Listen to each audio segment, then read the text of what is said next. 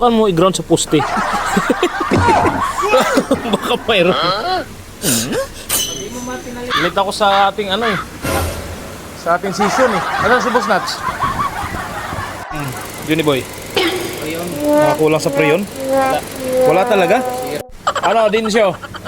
Palit na? Nakaano na eh. Nakasalpak na yung rack and pinion ah. Ano naging problema nito pre? Pero. Natigas pre? Ha? Warranty? Problema? ECU? Anong code? Ha? Wow! U1112? Ground? Electrical? Oh no! Electrical yan. Kinabitan ng ground?